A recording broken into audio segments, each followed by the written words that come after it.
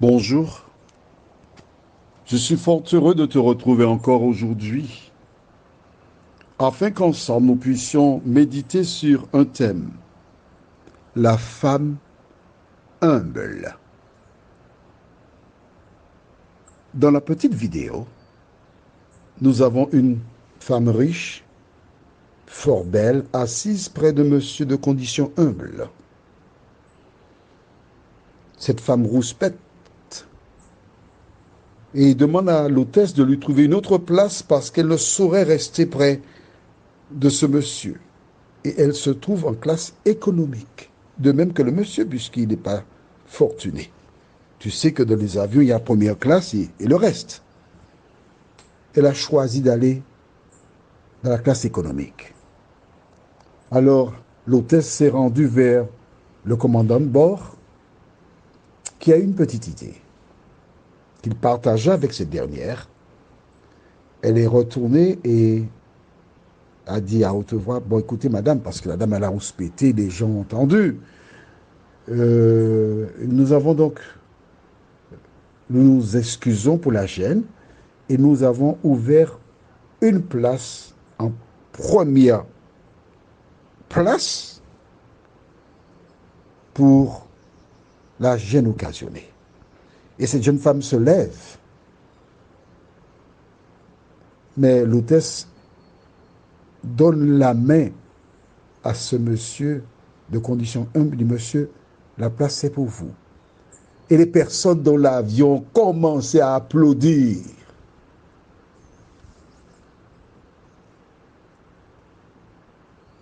Juste avant d'aborder ce thème, prions.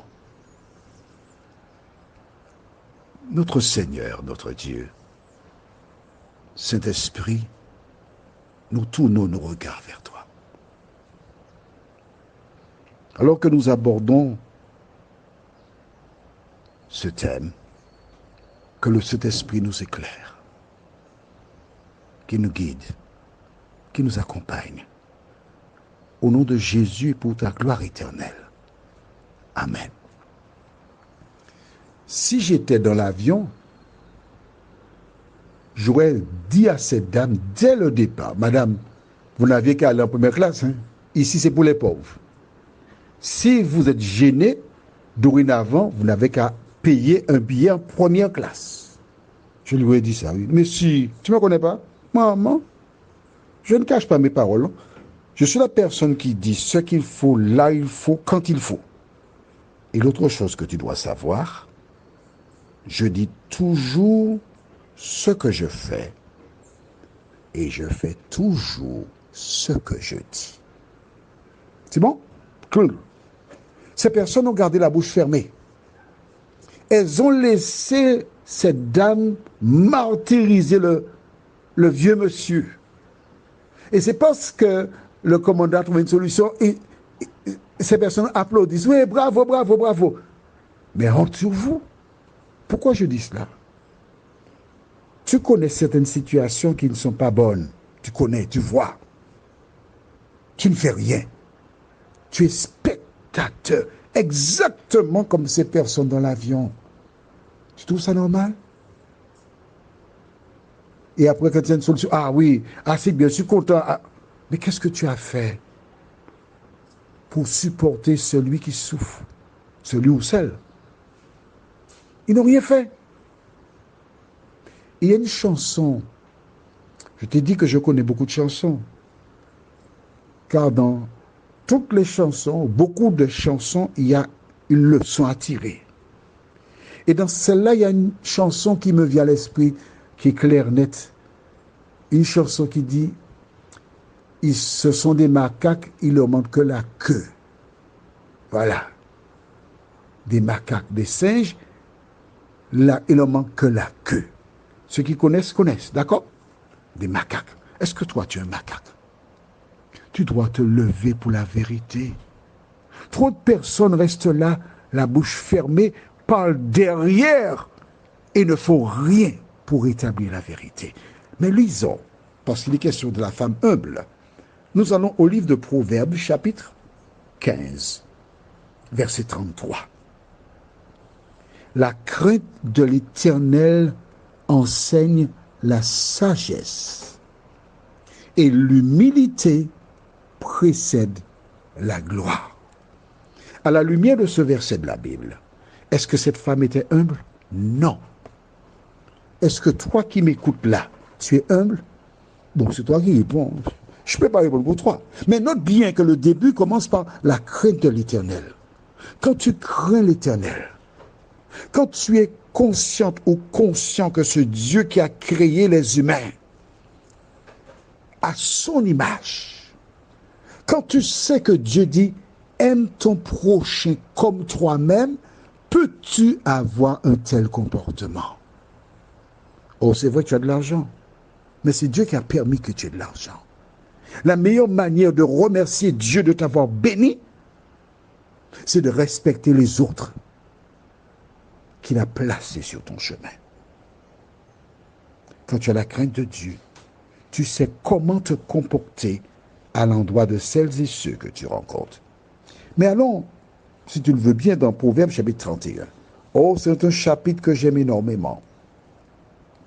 Alors, quand je lis tout ce texte-là, il ne faut pas croire que je fais la guerre aux femmes. Oh non, j'aime les femmes. Je suis né d'une femme. Je ne peux pas haïr les femmes. Mais je suis en train de faire passer un message pour que les femmes prennent conscience de leur nature, de leur valeur, de leur mission, et qu'elles correspondent à ce que dit la Bible. En fait, si toutes les femmes lisaient la Bible, je n'aurais jamais fait une édition spéciale sur les femmes. Mais non, puisqu'elles connaîtraient. Mais je souhaite que toi qui m'écoutes, que tu aies le désir d'aller lire la Bible et d'appliquer cela dans ta vie. C'est tout à ton avantage.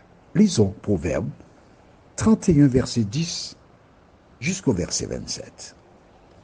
Qui peut trouver une femme vertueuse? Elle a bien plus de valeur que les perles. Le cœur de son mari a confiance en elle. Et les produits ne lui feront pas défaut. Elle lui fait du bien et non du mal tous les jours de sa vie. Elle se procure de la laine et du lin et travaille d'une main joyeuse. Elle est comme un navire marchand. Elle amène son pain de loin. Elle se lève lorsqu'il est encore nuit et elle donne la nourriture à sa maison et la tâche à ses servantes. Elle pense à un champ et elle l'acquiert. Du fruit de son travail, elle plante une vigne. Elle ceint de force ses reins et elle affermit ses bras. Elle sent que ce qu'elle gagne est bon. Sa lampe ne s'éteint point pendant la nuit. Elle met la main à la quenouille et ses doigts tiennent le fuseau. Elle tend la main au malheureux. Elle tend la main à l'indigent. Elle ne craint pas la neige pour sa maison, car toute sa maison est vêtue de cramoisie. Elle se fait des couvertures. Elle a des vêtements de fin lin et de pourpre. Son mari est considéré aux portes lorsqu'il siège avec les anciens du pays. Elle fait des chemises et les vend. Et elle livre des ceintures aux marchands. Elle est revêtue de force et de gloire. Et elle se rit de l'avenir. Elle ouvre sa bouche avec sagesse. Et les instructions aimables sont sur sa langue. Elle veille sur ce qui se passe dans sa maison. Et elle ne mange pas le pain de paresse. Waouh! À la lumière de ce que tu viens de lire, est une femme vertueuse? Si ce n'est pas le cas, je t'invite à lire tout le chapitre de Proverbe 31. Avant de le lire, tu pries, dis Seigneur, aide-moi à correspondre à ce que dit la Bible. Que l'Éternel te garde et qu'il te bénisse.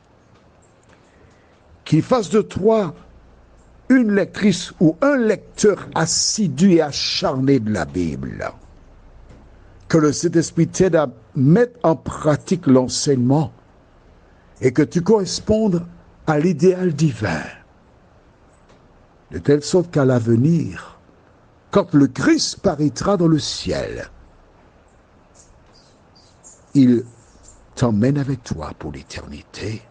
Amen. Je te souhaite une excellente journée et va lire ta Bible.